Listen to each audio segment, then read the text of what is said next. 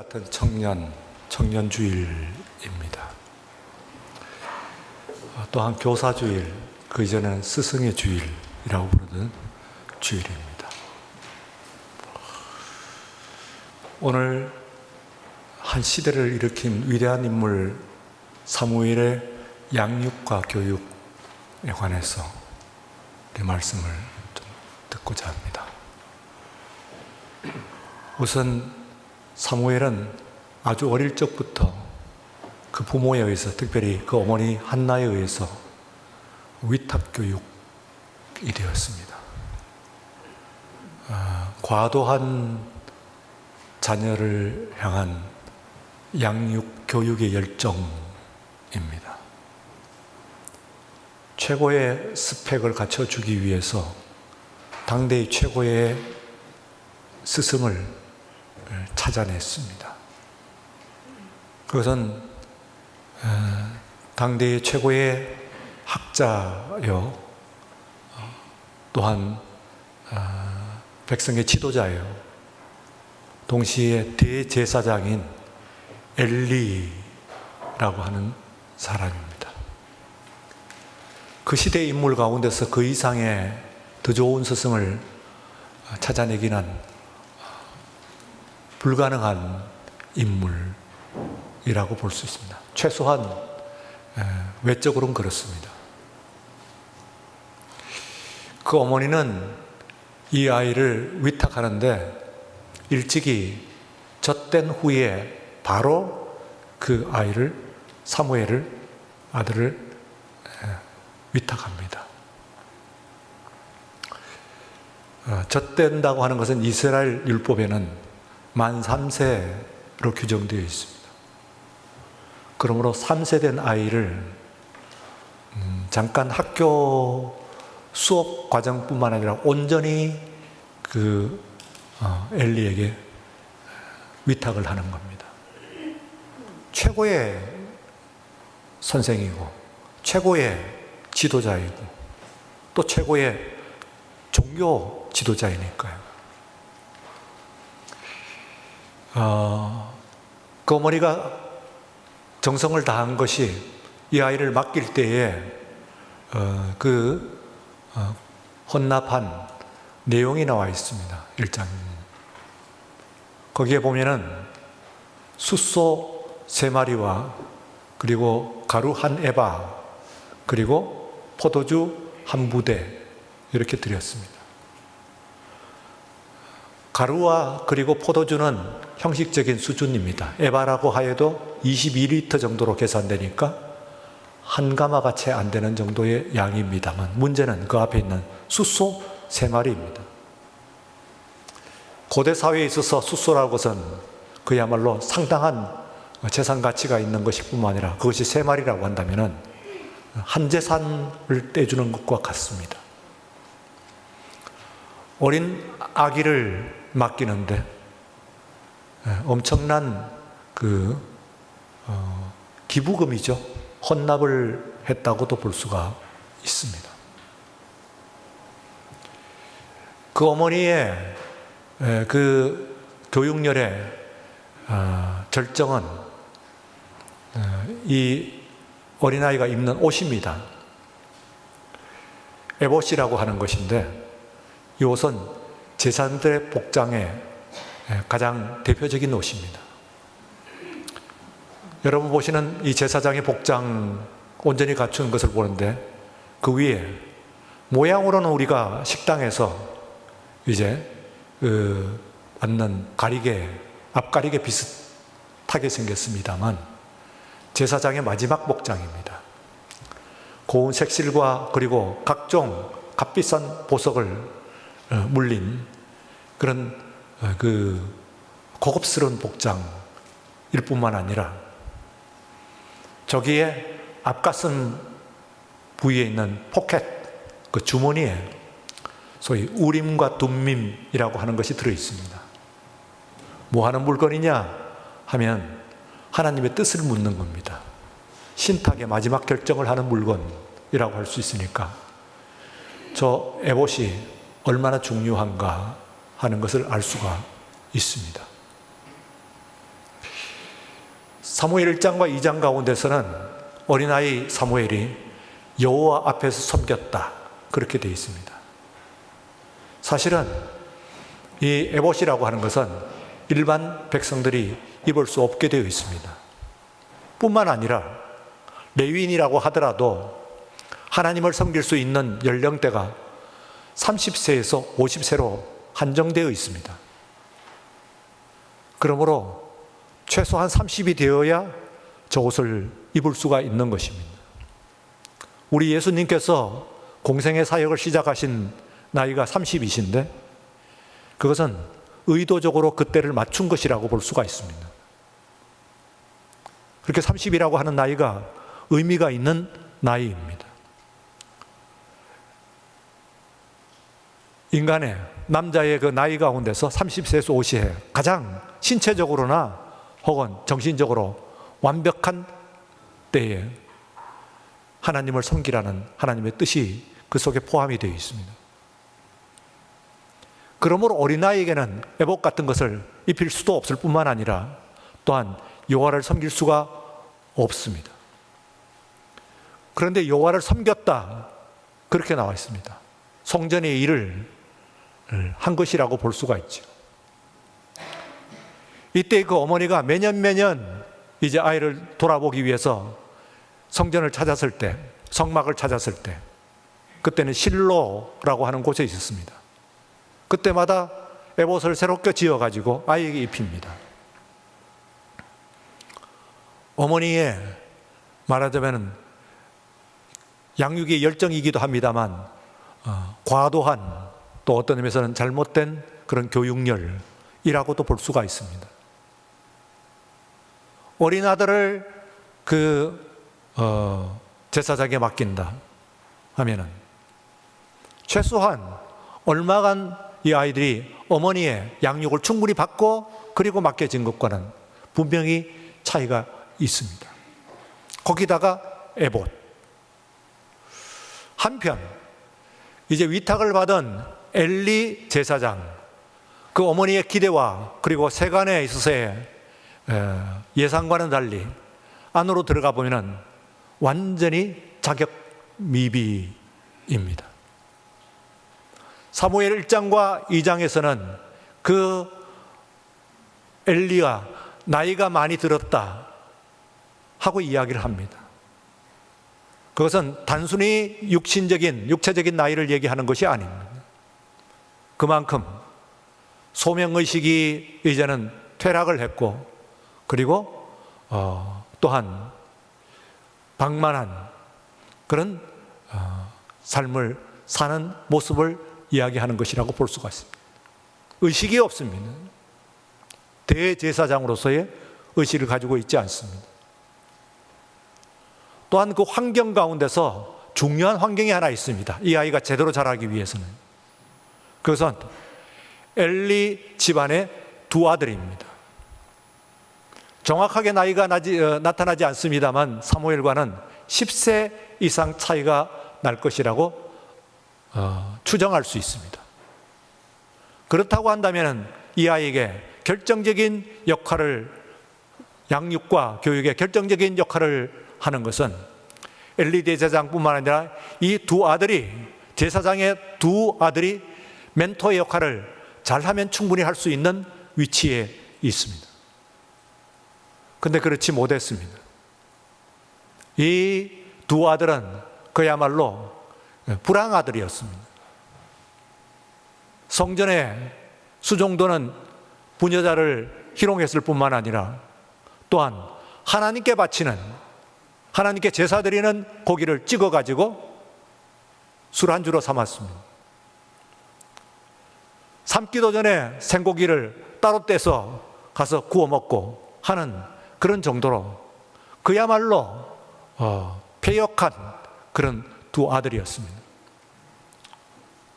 그렇기 때문에 이 아이는 그 연령차로 와서 그 두 사람을 보고 자랐습니다.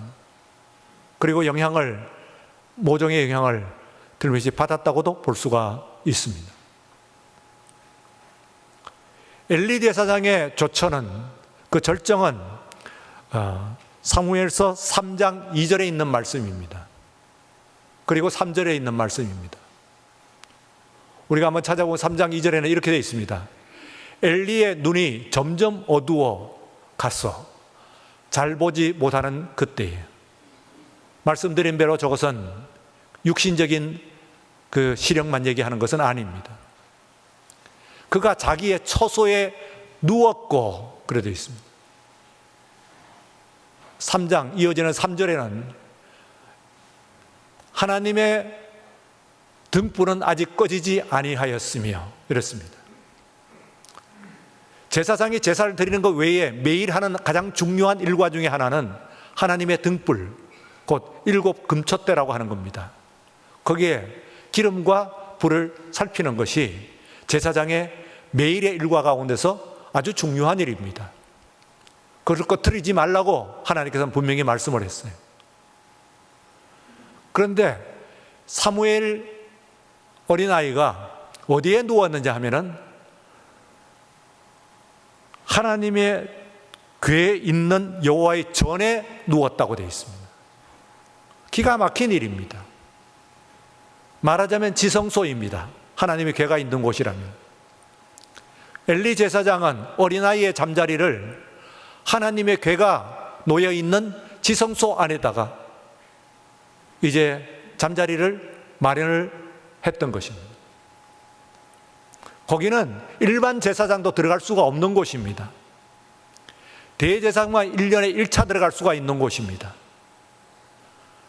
여점에 사람이 들어갔다가는 죽음을 면치 못하는 곳이 그곳입니다. 그런데 자신에게 맡겨진 어린아이를, 그 아이의 매일 잠자는 잠자리를 바로 그곳에 마련한 겁니다. 기가 막힌 상황입니다. 그 정도로 의식이 없는 그런 사람입니다. 이런 사람이 무슨 아이를 제대로 양육을 하겠어요? 하나님은 고사하고.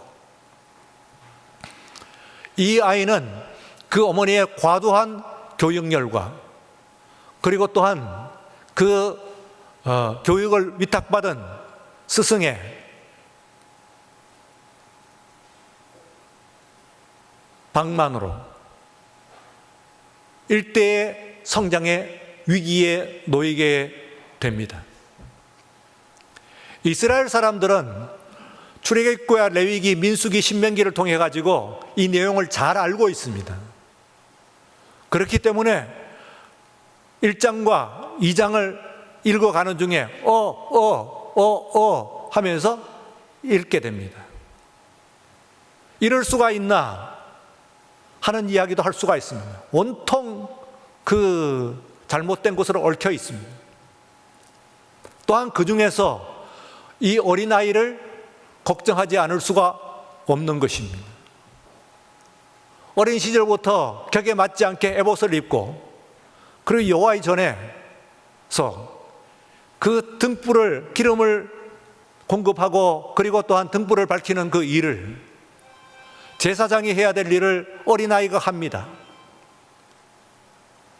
그런데 놀라운 평가가 있습니다. 바로 성경은 아이 사무엘이 여호와를 섬겼다고 이렇게 되어 있습니다. 말씀드린 대로 최소한 30세가 되어야 섬길 수 있는 그 직무를 이 아이는 어린 시절부터 에봇을 입고 행하는 것입니다. 뿐만 아니라 하나님의 궤에서 옆에 잠자리를 펴고 그곳에 잠을 잡니다. 아무도 들어올 수 없는 곳이니 그곳에서 잠을 자는 거예요. 아직 등불이 꺼지지 않았습니다. 그러면 그 등불을 끄고 켜고 하는 일들, 기름을 공급하고 하는 모든 일들이 제사장의 일이라고 말씀을 드렸는데 이 아이가 합니다. 제사장은 정작 자신의 처소에 누웠습니다. 얼마나 기가 막힌 그런 상황이 지금 벌어졌는지 하는 것을 우리가 볼 수가 있습니다. 그런데 이 아이가 어떻게 되는 것입니까? 이 아이의 운명은 어떻게 될까요? 죽음의 자리에 들어갔으니까 이 아이도 죽어야 될까요? 하나님께서 사람은 혹 살려둔다고 하더라도 하나님께서 그를 그냥 놔둘까요? 들어가기만 하면 죽는 곳에 거기서 자리를 펴고 누운 아이를 용서하실까요? 용납하실까요? 그리고 그런 환경 가운데서 어머니의 열정이죠. 그러나 분명 무언가 잘못 알고 있는 것 있습니다. 아이를, 어린 3세의 아이를 제사장에 맡기는가 하면 또한 그 아이에게 에옷을 지어서 입히는 그런 정도로 말하자면 열정은 있으나 그러나 또한 말씀을 온전히 지키지는 못하는 그런 모습입니다. 이 아이의 운명 어떻게 되느냐. 근데 이 아이가 이제 그곳에서 자라면서 다음 시대를 지도하는 지도자로 성장해 가는 것이 사무엘의 이야기입니다. 다음 시대 온통 그의 어깨에 놓여 있습니다. 2명의 왕을 차례로 안수할 뿐만 아니라, 기름 부을 뿐만 아니라 또한 400년간의 사사시대를 끝내고 소위 새로운 시대, 왕정 시대를 창출해내는 주역이 됩니다. 이 사람은 완전히 한 시대를 마치고 새로운 시대를 만드는 그런 인물이죠. 어떻게 해서 이런 일이 있을 수가 있을까요? 이 아이의 양육과 그리고 교육, 어디에서 그와 같은 그 말하는 힌트가 있겠어요?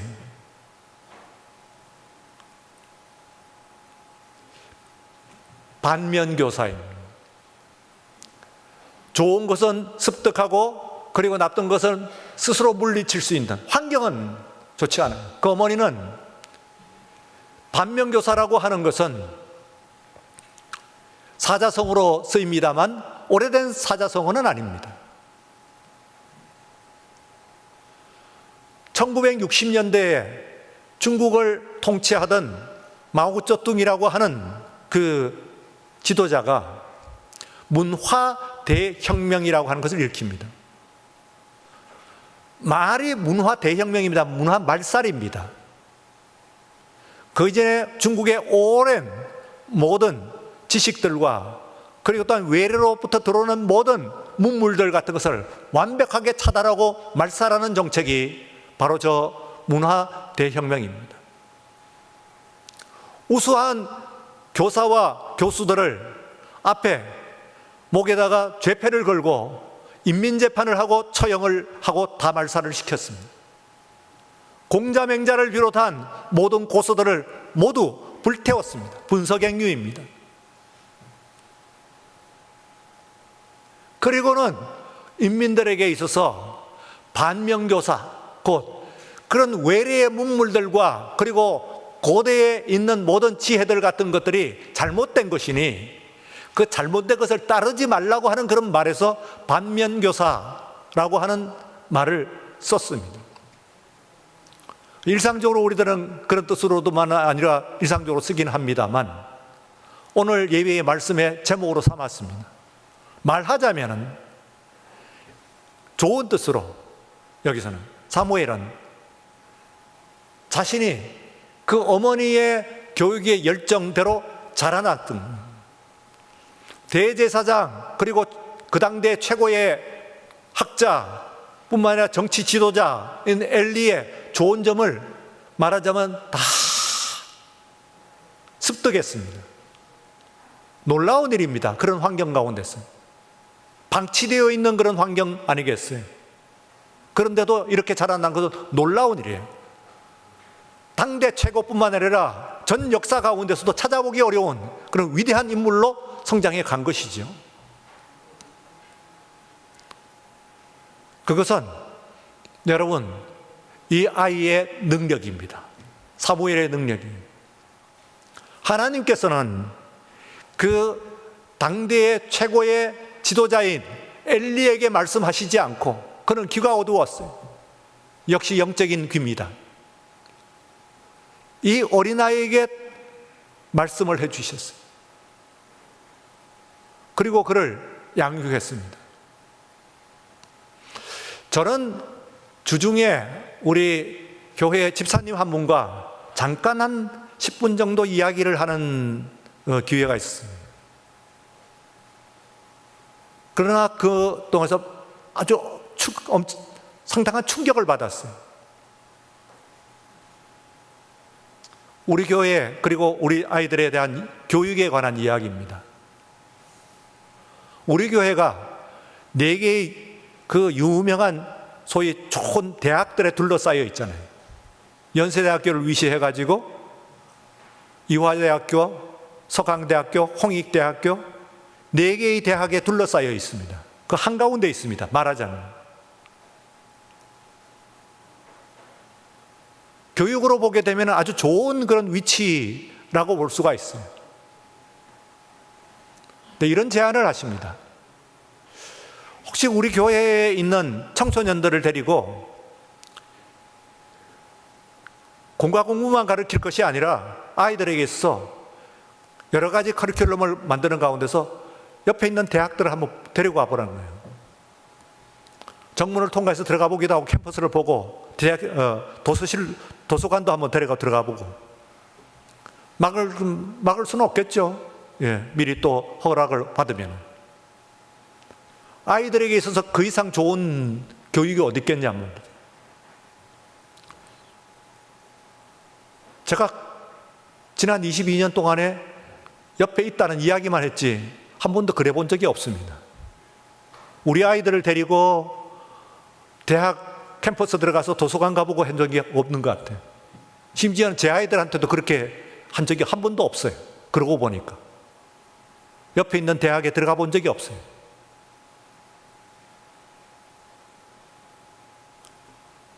하나님께서 하시는 말씀처럼 들렸어요. 저한테는. 이게 뭐지? 충분히 할 수 있는, 마음만 먹으면 충분히 할 수 있는데, 그래서요, 거기에 들어가는 학생들은 다 그 대학에 들어갑니까? 연세대학 문 들어가면은 거기 입학할 수 있나요? 나중에? 그건 모릅니다. 그러나 그것이 하나의 조건 그리고 환경인 것은 틀림이 없습니다. 그렇죠. 이 아이에게 에봇을 입혔습니다. 그러면 그것은 잘못된 것입니다. 율법을 지키지 아니한 것입니다. 그것을 허락한 대제사장은 더 문제입니다. 아예 그것을 입히고 그리고 성전에 불을 밝히는 것도 그 아이의 일이었습니다. 심지어는 그 아이를 하나님의 궤 옆에 다리를 펴고 눕게 했습니다.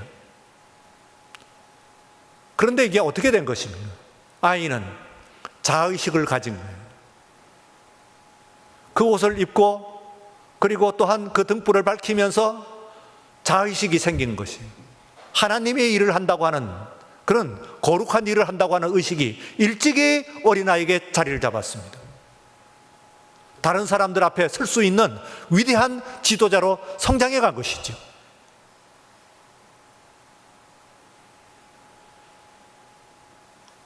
환경이 제공이 잘못된, 그리고 자격이 미달된 미비한 그런 것으로 생각을 하면은 우리가 이것은 큰일 난 겁니다.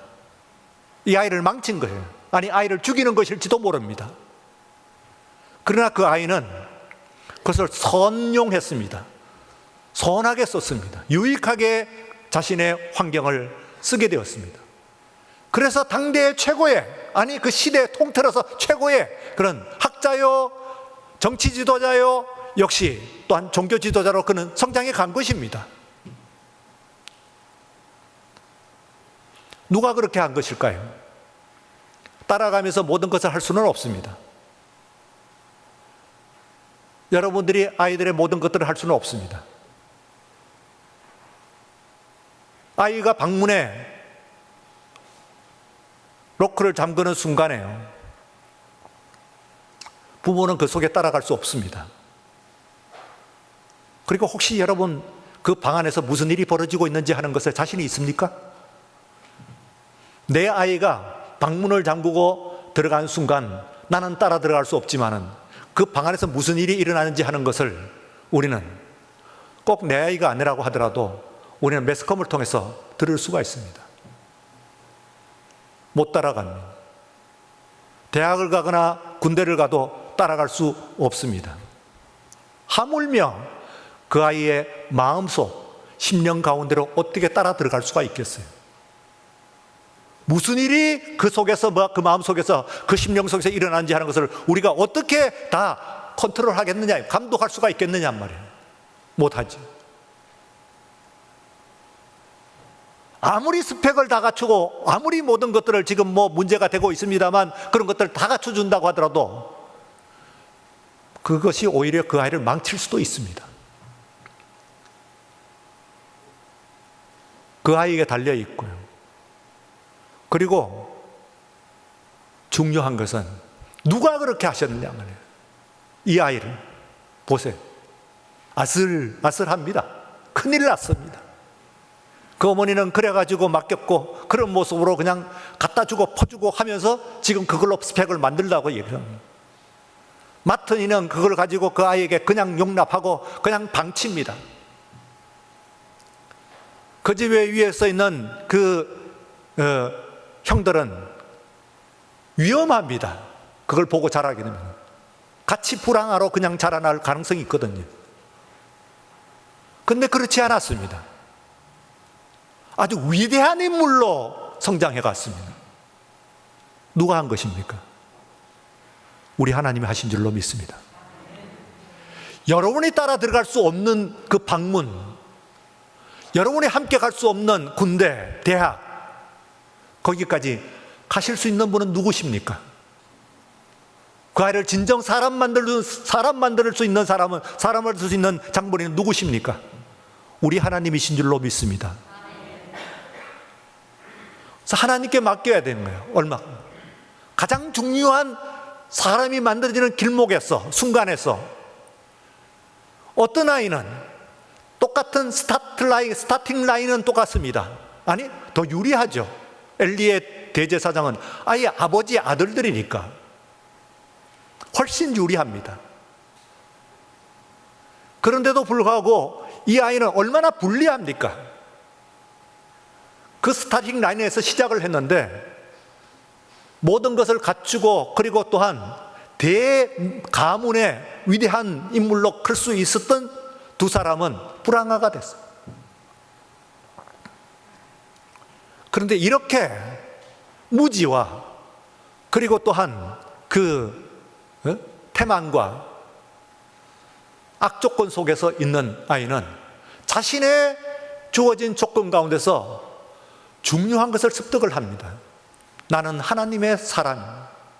내가 하는 일은 하나님을 섬기는 일이다. 나는 하나님 곁에 있다. 드디어 그 아이에게 하나님의 음성이 들리기 시작했던 것입니다. 그리고 시대를 바꾸었습니다. 오늘 우리 이 시대가 어두워지고 어렵긴 합니다만, 그러나 오늘 이 말씀하는 여러분들이 그러니까 우리의 기도의 제목이 되어야 됩니다.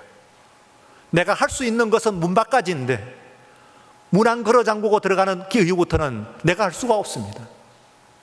조건과 환경은 우리가 제공한다고 하더라도 그것이 어떻게 작용할지 알 수가 없습니다. 좋은 조건으로 작용할 수도 있고 그 반대일 수도 있습니다. 그러니 나는 여기까지입니다. 우리 하나님께 내 아이를 위탁합니다. 그 어머니는 자신이 다 알지 못했습니다만, 그러나 진정한 의미에 있어서의 그 아이의 위탁자는 하나님이셨습니다. 사람은요, 하나님으로부터 됩니다. 환경만 가지고 절대 사람이 만들어지지 않습니다. 아무리 좋은 말로 일러도 그 말씀 듣지 못합니다. 그러나 불가능한 가운데서도 하나님을 듣고 그리고 하나님의 길을 따라가는 귀한 아이, 주어진 조건을 선용하고 그리고 또한 나쁜 조건을 반면교사로 삼아 만들어져 나가는 그런 사무엘과 같은 아이. 오늘 청년주일 그리고 교사주일을 맞이하여서 여러분의 자녀와 또 우리 청소년들이, 우리 아이들이, 우리의 청년들이 바로 그와 같은 하나님으로부터 열려있는, 하나님과 소통하는, 하나님의 양육을 받는 그런 귀한 아이들이 되기를 주의 이름으로 축원합니다. 기도하겠습니다. 거룩하신 하나님 아버지 감사합니다. 복되고 거룩한 주일 우리들이 맞아서 청년주일로 지킵니다. 우리의 아이들, 우리의 청소년, 청년들을 생각합니다. 이 험하고 어두운 세상 가운데서 이제는 맡길 데가 없습니다. 오직 하나님밖에 맡길 데가 없사오니 주여 우리의 자녀를 맡아 주옵소서. 세상의 어두운 것, 더러운 것, 퇴폐한 것 본받지 않게 하시고 오직 주의 말씀을 생명의 말씀으로 받아들여 주께서 이르는 말씀대로 자라는 영적 귀가 트이는 귀한 자녀가 되게 하여 주시옵소서. 맡기오며 예수님 이름으로 기도드리옵나이다. 아멘.